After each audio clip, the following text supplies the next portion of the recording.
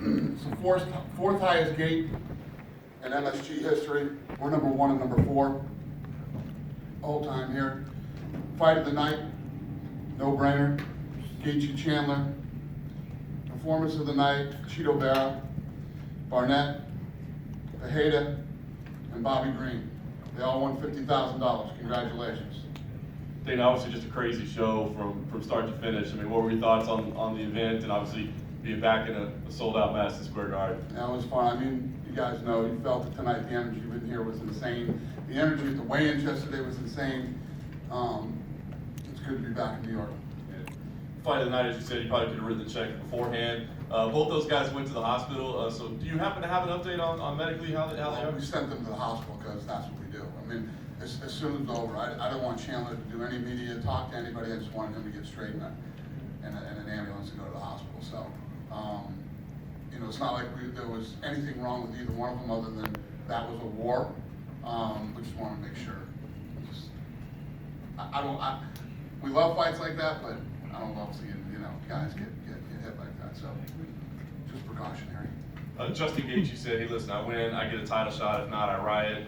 Can we prevent the riot from happening? Is he in line for the winner next month?" It makes sense, but you know, we'll see what happens.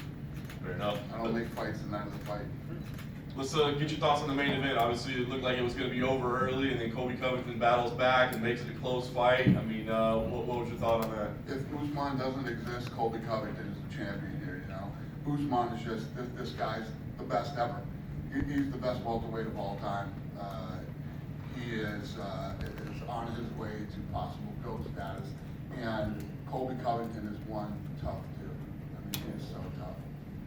You have to start looking for new things for Usman to do at this point, like you said, with his domination. And I imagine if Leon Edwards wins, he'd finally get a title shot. But I mean, it's like rematches moving forward, right? I mean, you start looking at there's things. still guys here. I mean, you got some guys out there talking about Hamzat Chimaev that he's ready for it. He's had 4 fights in the UFC. You know, I get, listen, the dude's one of the coolest, baddest things we've ever seen, the way he rips through people. But once you break into that top 10, top 5, you know, and let not even talk about Usman. I mean, it's a whole nother game. You know, he's a couple fights away. You know, if he can beat a couple of guys, you know, in the top 10, top 5, then we'll see. And yes, Leon. yeah, has been waiting for a title shot for a long time too. You know, he's been in there, fought the fights we told him to do. He's had a lot of bad luck. Things happen, but there's always somebody. Yeah. I did want to ask you, Kamaru's been talking about the possible boxing match with Canelo, which seemed surprising. I mean, is there something that you would even discuss? Is that what he said tonight? Yeah, well, he said it this week. He's just like the greatest pound for pound MMA fighter, the greatest pound for pound boxer. I watched the Canelo fight tonight. You don't want to fight Canelo. You don't want to fight Canelo. Come on, man. Let's stop this shit. If Canelo wants to come over here, let's do it.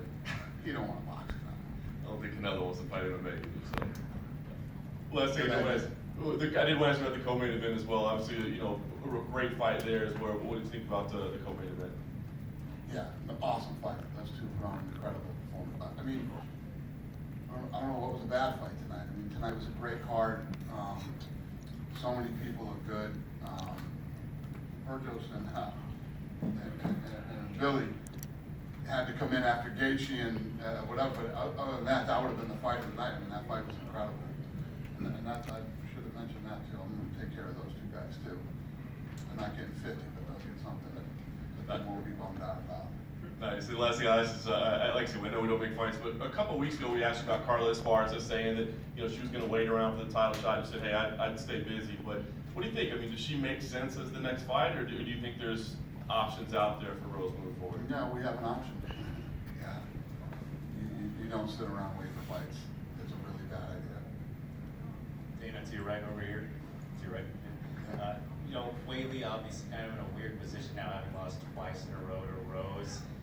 Is it kind of regrettable when this kind of thing happens, or how far away is she from a title fight now? Because obviously it's very close and competitive, but it's a weird spot to be in for her. How far is Whaley away?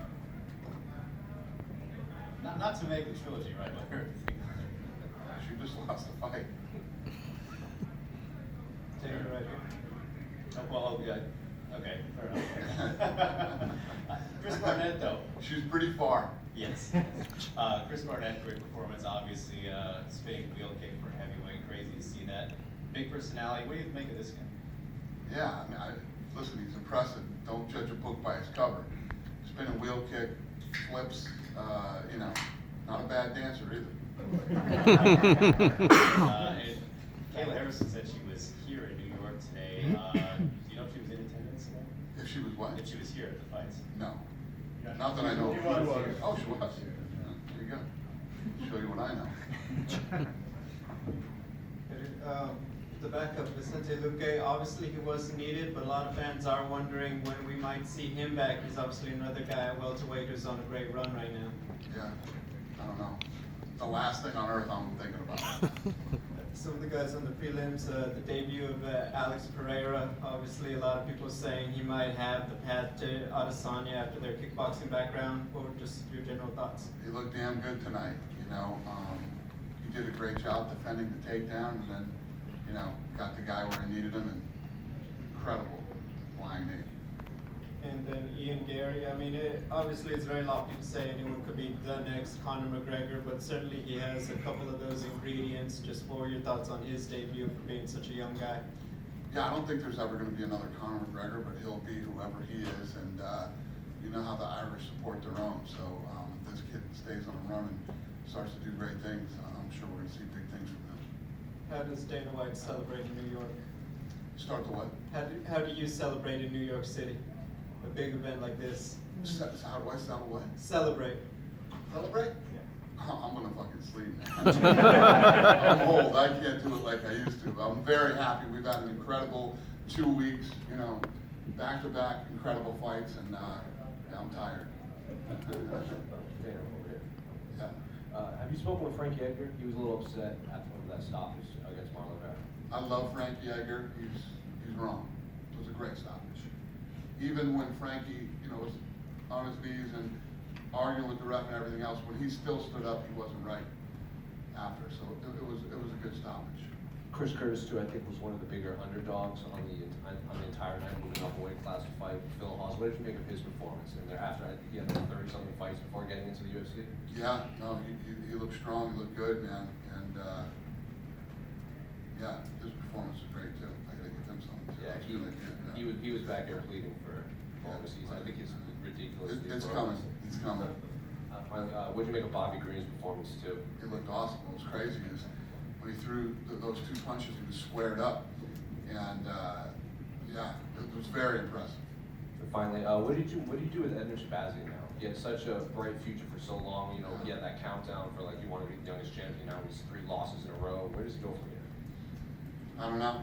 You know, you give him another fight and see what happens, and I don't know, it's crazy how fast things can turn in this sport. 1 minute you're on the rise, next minute you're on a skid. It's a rough sport. Hey Dana, Yeah. you've now had The Rock and Halle Berry presenting belts here at the Mecca, New York. Which one did you have more fun as a sidekick with inside the octagon? They're both fun. You know, Halle is incredibly passionate about the sport. She loves the sport. That she just did a movie about the sport that's coming out soon. So, you know, I'm going to support her however I can and promote the movie. And because this is the Mecca, this is New York, do you think there'll be a trend to have a figure like that presenting belts every time we're here in New York moving forward?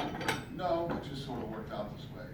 Her and I had during the pandemic, we were part of a charity that Ruben put on for fanatics, and people bid to go to dinner with us. So we had dinner last night, and you know, she flew in for the fights and the dinner. And last question, I know we're not thinking too far ahead here, but now that this is all said and done, this fight between Gaethje and Chandler, any idea what you're going to do with Beneil Dariush, who's on such a winning streak, the number 3 guy in the division? What did you ask me? What am I going to do with who? Beneil Dariush. Yes, we do. I'm not going to tell you, but yes. Try in a few days. Yeah, all right. Kamaru is now 15-0 in the UFC. The only one with the longer winning streak is Anderson Silva, who started 16-0. Is this like run something? How special is this from what you're seeing? I'm telling you, this guy is very special. special, man. He's damn good. And I think he's the greatest welterweight ever. He's obviously the pound for pound best fighter in the world right now. And, you know, he's one of the guys that we could all start arguing with about soon, about, you know, GOAT status. And he's fighting everybody. It's not like, you know, he's only fought this guy, he's fought everybody. He's starting to come back the second time around now and beat guys. You know, the only guy I think he has to fight is Leon, or did fight Leon. Yeah, he did beat him too. Yeah, so he's starting.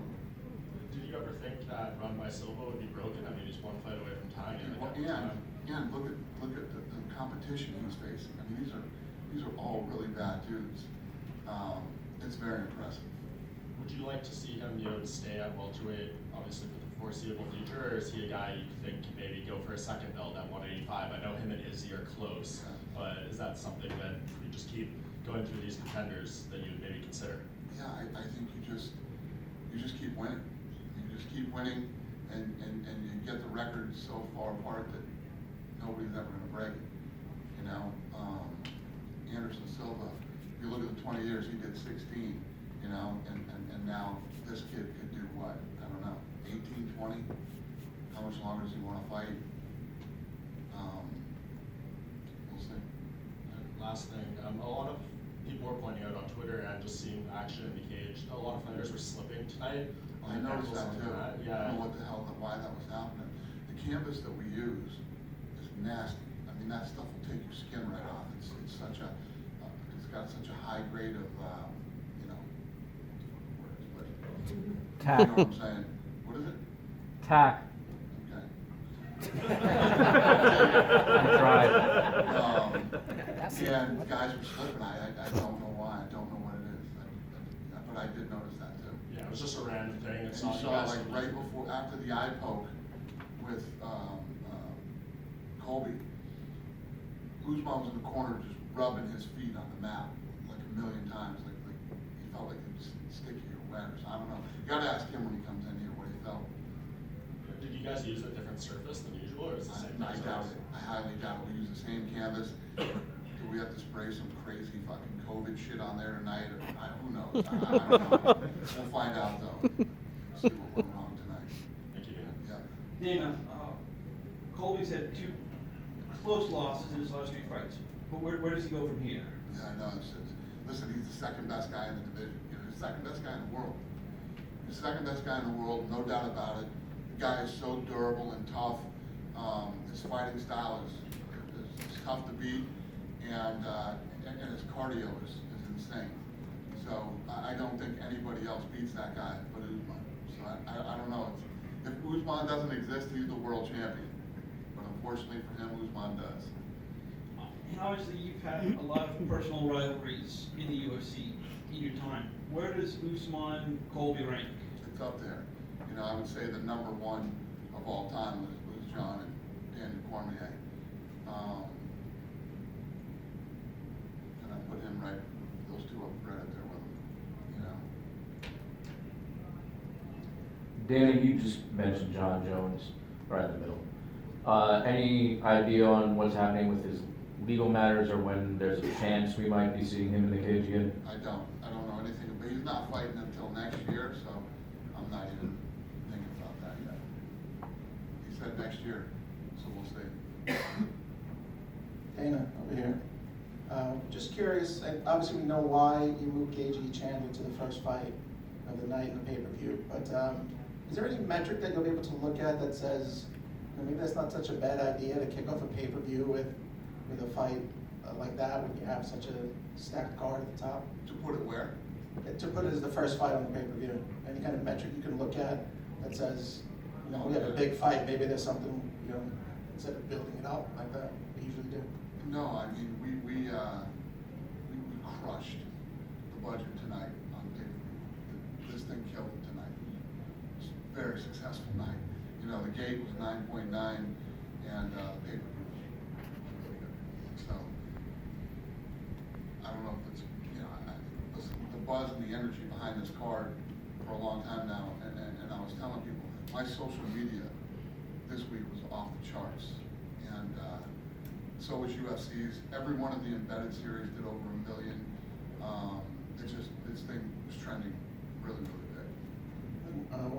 in 5 years now, MMA is legal in New York. Can you sort of gauge the impact that it's had now for you guys? Yeah, think about how long it took us to get here, right? And we're number one all-time gate here at MSG, and now number 4. Think of all the massive events that have been here, right? And we're number 1. And Sheldon Silver's in jail, and we're number 1. Karma's a motherfucker. Dan, right over here in your left. So you just mentioned it was obviously a very successful pay-per-view event. Do you have any early estimation on any of these numbers? Do I have a guess on what we did Yeah. in pay-per-view? No. Looking at my crew there, should I say it or should? Listen, that's ESPN. If ESPN wants to put the number out, let put it out. But we buried the projections. But, you know, we got these bean counters who come out and tell us what we're going to do, and they project what the number's going to be. We destroyed that number. So I'm happy. Jimmy Pitaro, the president of ESPN, was here tonight.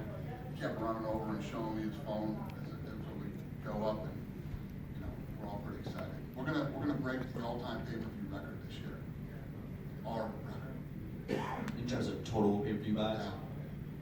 And also Bobby Green came in earlier and told us that he believes that the bonus should be increased to $50,000 because, in his opinion, over the years, inflation would cause that number to not be as valuable anymore. What do you think about that? I gave out 6 of them tonight.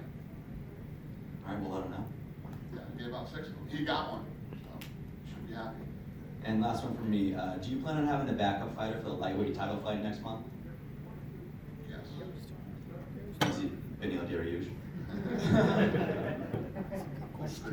That's a good question. All right, thanks, Dan. Dana, just speaking of backup fighters, here to your right again, there we had Luke who missed weight as the backup this week. What kind of happens in that case, like in terms of a guy getting fined who's not fighting? Like, how does that whole thing? Yeah, it's unfortunate. It's unfortunate when your backup doesn't make weight. Yeah, I don't know. I don't know what the answer to that question is, sir, but it's not good. It's bad. And one more for me. This was a great card, right? Top to bottom, fantastic fights. When you look at the best like UFC event of all time, how do you kind of assess which one? Like, does this feel like an all-timer to you? And personally, what would you say is the best UFC event for you? Yeah, I mean, this was, what was it? This was the 8th highest gate in UFC history. So it's definitely one of the best fights that we've ever put on. And there's nothing I love more than when there's so much hype around the card and the card actually delivers. And you know, that's what means everything. So yes, the answer is yes. I would call this one the best of them. You know, how many more pay-per-views do you guess this sold than Canelo's fight? What's the question? How many more pay-per-views did you sell than Canelo did tonight? Well, I don't know. I hope they did well. I think they're insane to go the same night as us. It literally doesn't make sense. Did you I notice watched they were the- I watched the ringside. Did you pay for it?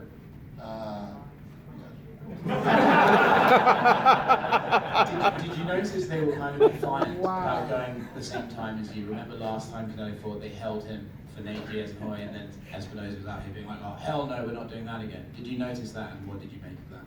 Yes, I don't know. He's an asshole. So, that doesn't surprise me. But yeah, it was a bad idea. I think it was a bad idea. And they charged like $80 for it. I think it was $80. But I like Canelo. I watched the fight. I bet on Canelo. How much? That's why I watched the fight. How much did you bet? I bet $100,000 on him to win by knockout. Congratulations. Thank you, sir. Dana, up here over in LA. We obviously see you guys come back to New York City for this, this Madison Square Garden card in November. I know you guys are starting to look into, expanding where you're traveling to more. Do you think you'd be back in Brooklyn anytime before next November, maybe? I don't know. We'll probably be back in MSG. The issue with Luque earlier, there was a lot of talk online that once they saw that Usman and Covington both weighed in fair, he just said to hell with it and stopped cutting or whatever. Or maybe there was even that you had told him, listen, don't worry about it because these guys weighed in, they're good. That wasn't the case. You seemed to, when you earlier, I you're like, that story. Good story. but doesn't seem to be I don't accurate. think he made weight. I wasn't there. Did he make weight? No, Nope. he did not make weight. We did trouble talking to it, but because of the backup, his mission did give him 2 extra hours. So he had the guy who was like. Did you hear that? I So did not. What happened was, he didn't make weight. Yeah, that- We did not tell him to quit and stop. But if he really was gonna be the backup, they would've gave him 2 hours to cut the weight. So he didn't take 2 hours to go back in and try. I like that story too. Does he get paid still, like even though he missed, or like does he get paid as an alternate? How does that work? Yeah, we pay. Dana, with Justin's performance tonight, how do you feel that narrows the gap between him and Islam as to who gets next shot at Charles Oliveira or Dustin Poirier winner?